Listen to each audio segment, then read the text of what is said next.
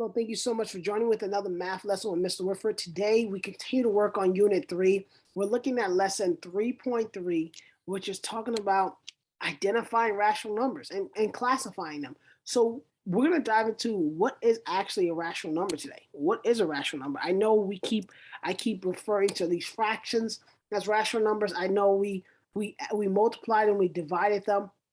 But now let's get into the actual nitty gritty. What really is a rational number? What makes something rational? Why is fractions rational, right? Let's talk about this and let's dive into the full classification of numbers. That way you can understand why I called in unit 1 and 2, why I called those numbers integers, and why are we talking about rational numbers now, and why is fraction considered rational? Let's dive into that together. If you have your packet with me, look at lesson 3.3.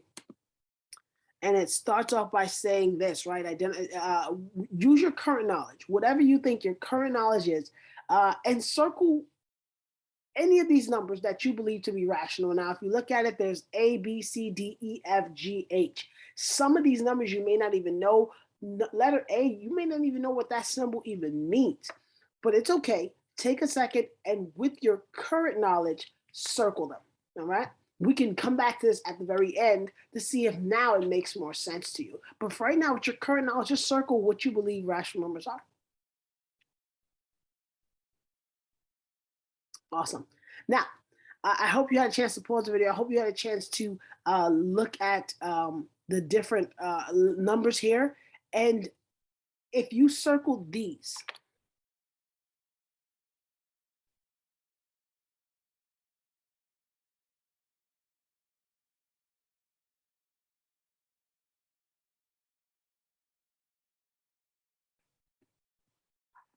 if you circle those there, those are all considered rational. A and H are not. Now, H, you may think, okay, well, it looks kind of like it might be 1.687, but those 3 dots indicates that this number keeps going on and it may not have the same pattern, okay? Those 3 dots are indicating it may not be going on, it may not be the same pattern. If you look at G, G has 2.333, and it's a little line above that 3, which means the 3's keep repeating. It's a repeating decimal. F is 12. It's a whole number, right? E is something that I'm not sure if you're familiar with, this little house, 25. And some of you thinking that little house means division. In this case, it does not mean division. And you won't see long division like that. We will talk about long division, I think maybe in a couple lessons from now. But that means square root. That means the square root of 25.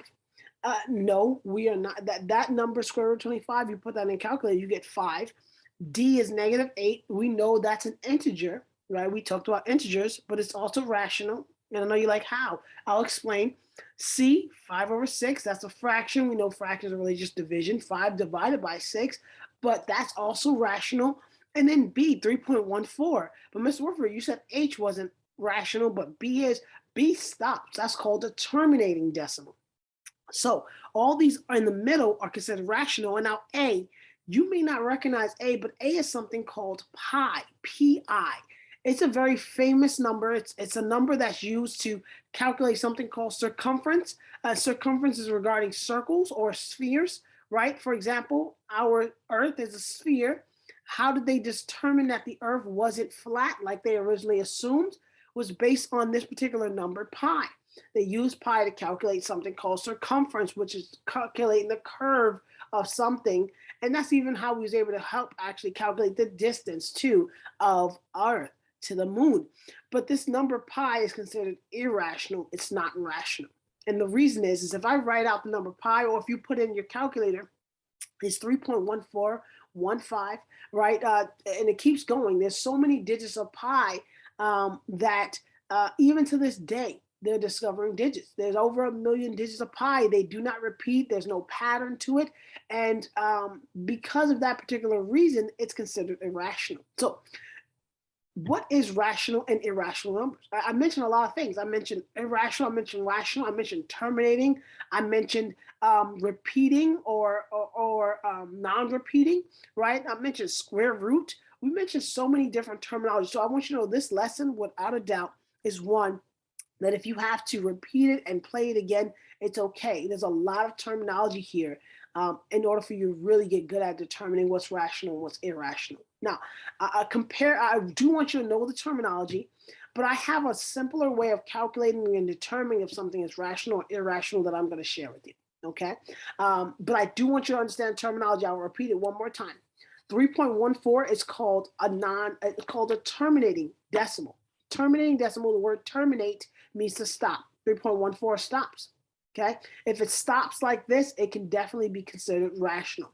C is considered a fraction. Fractions are ratios. Ratios are considered irrational. -8. -8 is a integer. Integers fall underneath the category of also being rational. Square root of 25. Square root of 25 can equal just 5, which is another whole number, similar to -8. They consider that also to be rational. 12, just like square root of 25 creates a whole number or an integer, it's also considered rational.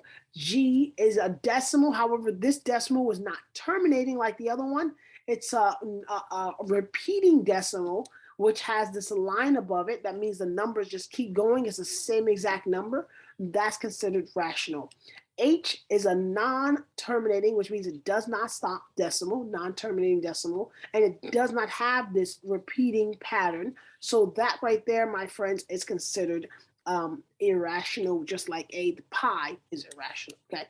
Now, if you filled in the actual words for the visualizing vocabulary, you'll know that rational numbers are real numbers, right? They're real numbers. They fit this real numbers of existing on our number line. There are numbers, as you'll learn later on in math and algebra 2, are considered complex numbers or imaginary numbers. Those are non-real numbers. They don't really exist, but we use those to imagine what the calculations might look like, right? 2 irrational numbers are all other real numbers that are not rational. So we'll talk about that. Looking at discovery and modeling, please focus with me, right? If I were to determine if these numbers are rational or irrational, there is a quick way of doing it. Yes, Mr. River, you said that if they're terminating, non-terminating, if they're repeating, right, those are ways to identify it. Yes, and they're good. But there's another way to do it, which I like, and it's determining if the number can be turned into a fraction. At your age and at this level, determining if a number can be represented as a ratio fraction will help you determine if indeed it can be considered rational or irrational. So the basic terminology is this. If it's a fraction, if it can be turned into a fraction, it's rational. If it cannot be turned into a fraction, irrational. What do I mean? On your calculator, right, if you can type in the number and then hit second PRB enter, second PRB enter. Let me write that down. Yep. So second, that's a button on the calculator, PRB, and then enter, right? This is what you're going to use to determine if something's rational or irrational. For example, if we hit the letter of the number pi on our calculator, and then we hit second PRB enter, it's going to give you that same exact number. 5, I think it's like 926, right? I don't know, right? Right, it's going to give you the same exact decimal right back. What does that mean? Does that mean the calculator is broken? It doesn't work? No, that means that that number cannot be turned into a fraction. It cannot work. Since it cannot work and it can't be turned into a fraction, then what you need to do is say, okay, since this number cannot be turned into a fraction, that's considered irrational. Okay. 3.14. I mentioned above, this is a terminating decimal, right? A terminating decimal. If you want to write it here somewhere, terminating, that's fine. It's good to know these terminologies, terminating. Okay. I know the actual black marker being as thick as it is doesn't help. All right. I apologize. But then when I go to put this in the calculator, you know, I keep shifting. Let me try to shift it back. Okay. When I go to put this in the calculator and hit second PRB enter, it does give me a fraction. It gives me 3 and 14 hundredths. And it actually probably be 7 over 50 calculator, right? If you put in the calculator, it'd be 3 and 7/50, right? Is that a fraction? Did it turn into a fraction? The answer is yes. If it turned into a fraction, that means that this has to be rational. Okay. 5 over 6, is this already a fraction? Yes. So is it rational or irrational? It's considered rational. Okay. This is how we determine if it's irrational or if it's rational. And then D, -8. -8, -8.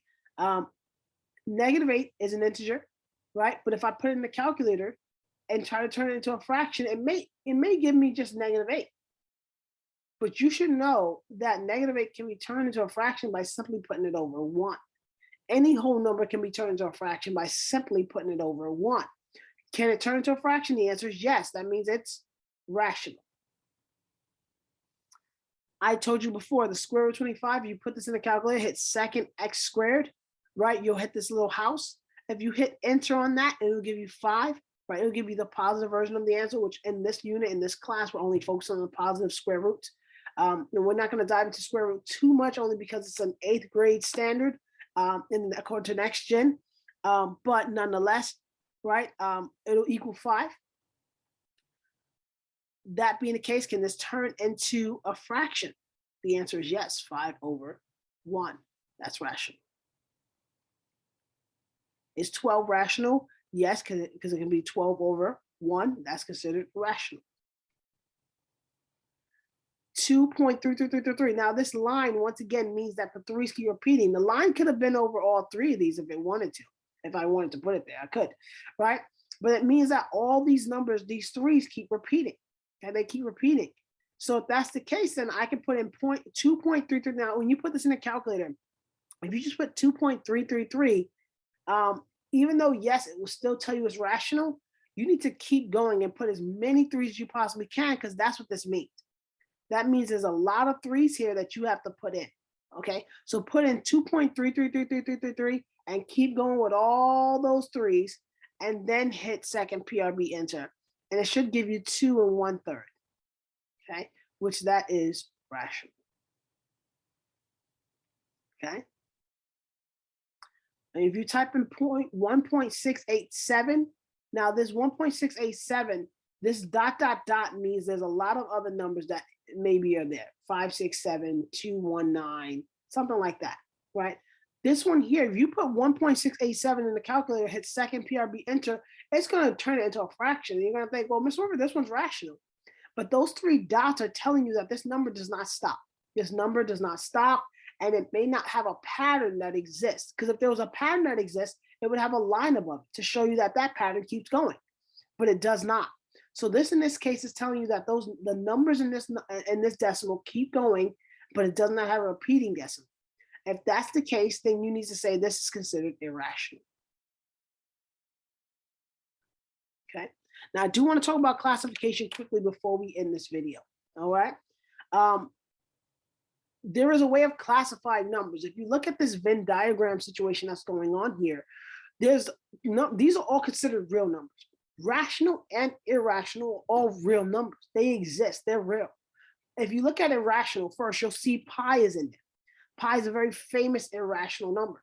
You'll also see the square root of 2, square root of 10, and square root of 3. Now, even though the square roots, understanding square roots is more of an 8th grade level, we will dive into them a little bit. I'm going to teach you how to put it in the calculator to get an answer out of it.